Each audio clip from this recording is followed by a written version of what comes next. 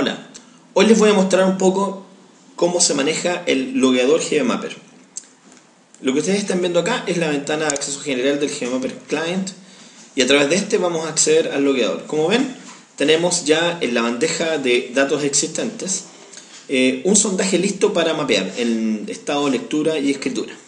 Presionamos el botón loguear y solamente accedemos.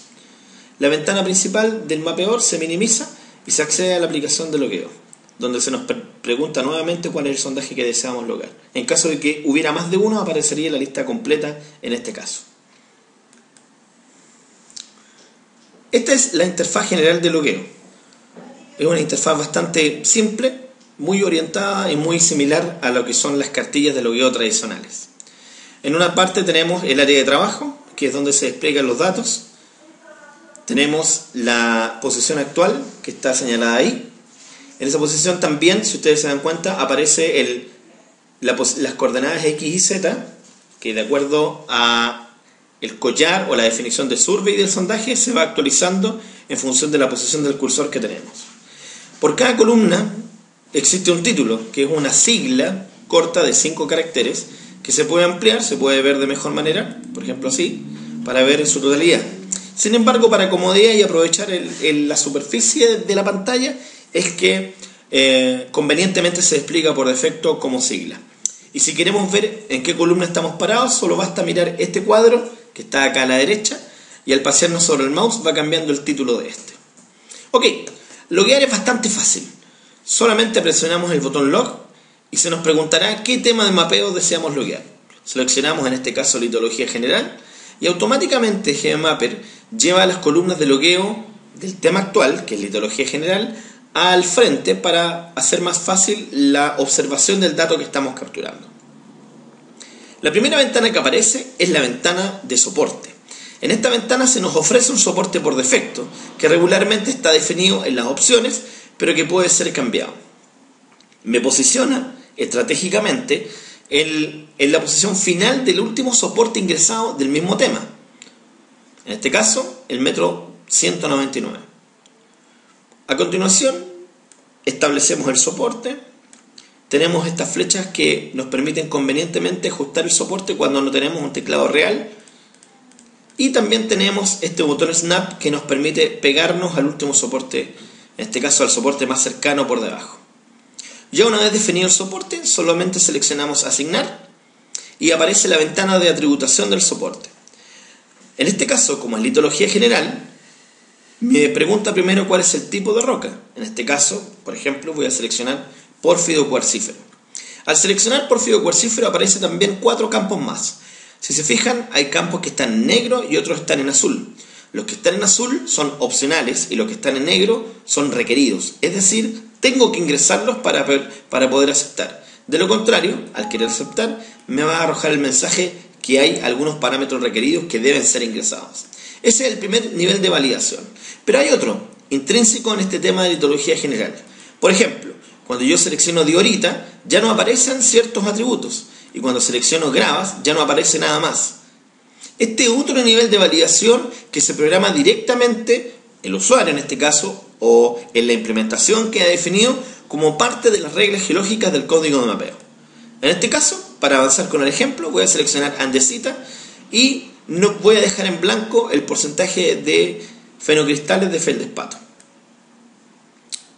Al momento de aceptar, se incrementa el soporte, se asigna, se pinta respectivamente, en este caso la columna de litología, tipo de roca, con el color y el nombre que tiene este, porque así lo hemos configurado.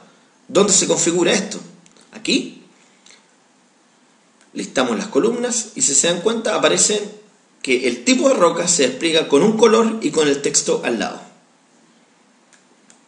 Ok, para seguir en el ejemplo, aún nos mantenemos en el tema de mapeo litología general.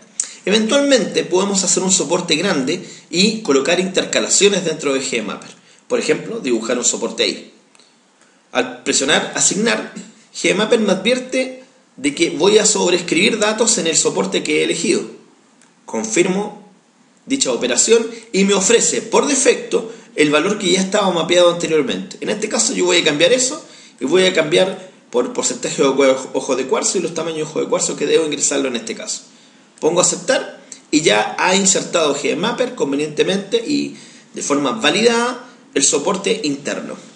Otra capacidad interesante es que, por ejemplo, puedo encontrarme con una gran ocurrencia que había logueado inicialmente, por ejemplo, como una andesita, y veo que esta andesita se repite por todo este tramo. Entonces yo hago snap y digo repetir, y con eso se alarga el soporte, el último soporte logueado, repitiendo los atributos anteriores.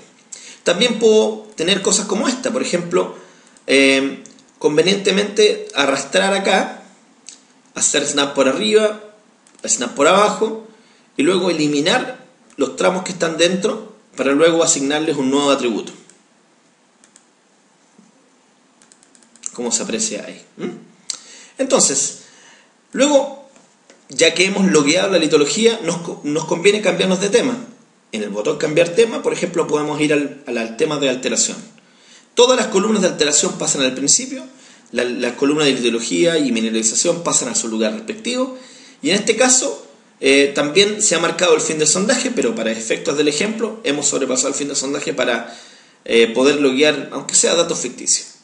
En este caso voy a eliminar ese tramo. ¿Ok? Y puedo seleccionar también un tramo en particular, por ejemplo ese, y lo puedo eliminar. Entonces, con situaciones como esta, lo que podemos obtener es fácilmente un logueo sistemático, validado, amigable, orientado a lo que conoce el geólogo y con muy pocas operaciones que se deben aprender para empezar ya a capturar datos. La mecánica es la misma. Vuelvo a definir el soporte, acepto, indico la alteración dominante. Luego, este tema en particular, si se fijan, tiene más campos, tiene otra forma de atributar que fue definida anteriormente al momento de crear el código de mapeo. Ahora bien, cuando tengo demasiadas complicaciones para ingresar, por ejemplo, una tributación extensa como esta, y es una tributación que se repite regularmente, lo que se logra o lo que se busca es poder facilitar el ingreso de estos datos de la manera más simple posible. En este caso, por ejemplo, yo definía una manera de mapear la alteración, un conjunto de atributos que definen cierta ocurrencia recurrente en la alteración. Lo que hago entonces es agregar esto como una definición de atributos y le coloco alteración, por ejemplo, silicificación. De manera tal que la próxima vez que yo loguee, por ejemplo, este tramo, y entre paréntesis, he seleccionado un tramo que no está contiguo con el anterior y GMapper me advierte aquello, pero voy a seguir aceptando. Y luego, para no volver a llenar todas las columnas, voy a los presets que ya había creado. Por ejemplo, aquí he seleccionado uno, y se dan cuenta, pobla automáticamente los atributos con lo que yo le he seleccionado.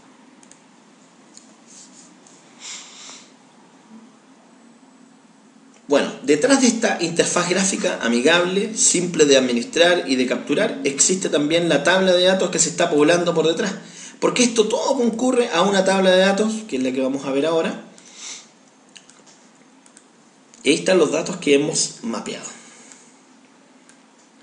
También puedo ver, por ejemplo, la información de soporte, que me permite observar cuándo fue mapeado y logueado cada tramo, a la hora que fue registrado a la hora que fue modificado.